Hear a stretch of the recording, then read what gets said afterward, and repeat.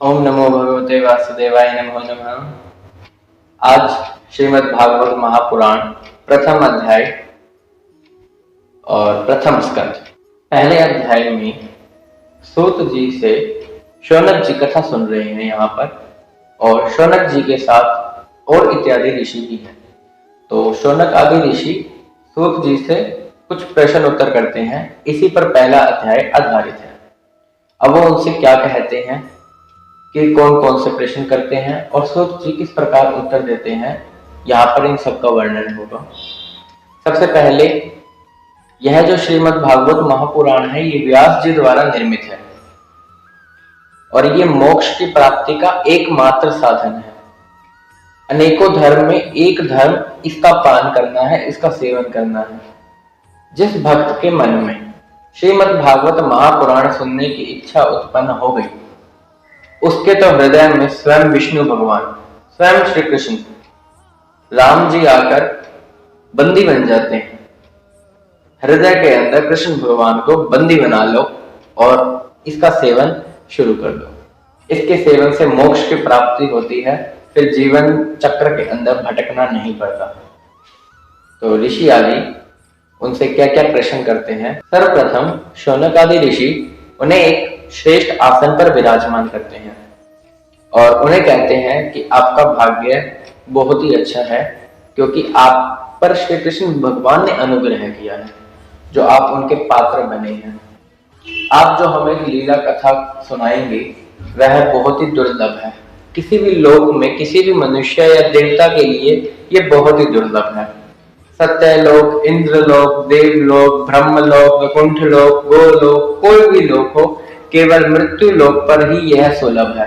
और मृत्यु लोक पर भी कहाँ?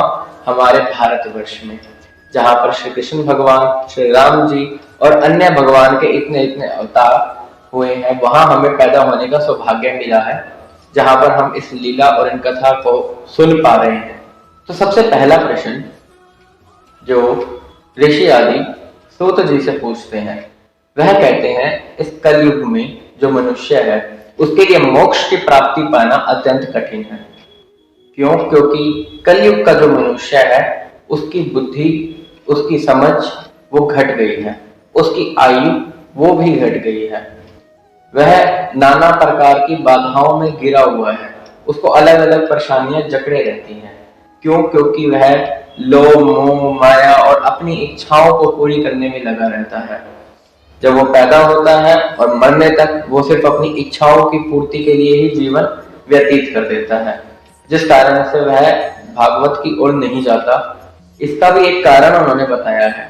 इसका कारण यह बताया है कि बहुत से शास्त्र आदि हैं, जैसा ऋषि पूछ रहे हैं वहां पर कि वो सूत जी से कहते हैं कि इतने सारे शास्त्र हैं, अब उनको पाकर फिर मोक्ष की प्राप्ति पाना यह कलयुग के मनुष्य के लिए तो अत्यंत ही कठिन है, क्योंकि कलयुग का मनुष्य नियमों में नहीं बंधा रह सकता। तो सूत जी कृपया करके आप हमें वह साधन बतलाइए जो काफी सरल और सुलभ हो और जिसके द्वारा मोक्ष की प्राप्ति हो सके। अगला प्रश्न जो ऋषि आदि सूत जी से पूछते हैं वह यह है कि भगवान विष्णु श्री कृष्ण के अवतार में वसुदेव की पत्नी देवकी के गर्भ से अवतीर्ण हुए, तो उनका क्या कारण था अवतीर्ण होने का? वह जो मनुष्य रूप में आए थे वह किस लिए आए थे? तो हम उसे सुनना चाहते हैं। कृपया करके आप उनके अवतार और उनकी लीलाओं का वर्णन कीजिए।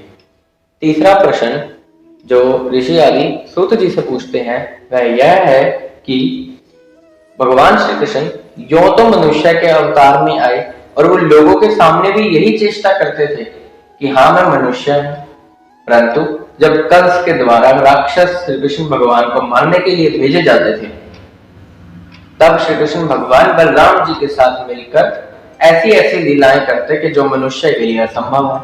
तो एक तरफ उन्होंने दिखाया कि वह मनुष्य है और एक तरफ वह ऐसी ऐसी लीला भी कर रहे हैं जो मनुष्य के लिए असंभव है। तो इसका क्या कारण है? कृपया करके आप हमें यह बताएं। और आखिरी प्रश्न जो यह पूछा गया था कि धर्म रक्षक जो ब्राह्मणों के रक्षक हैं भगवान श्री कृष्ण, जब इस धरती से, इस धरा धाम से, मृत्यु लोक से चले गए थे, तब धर्म किसकी शरण में गया था? तो यह भी आप हमें बताइए।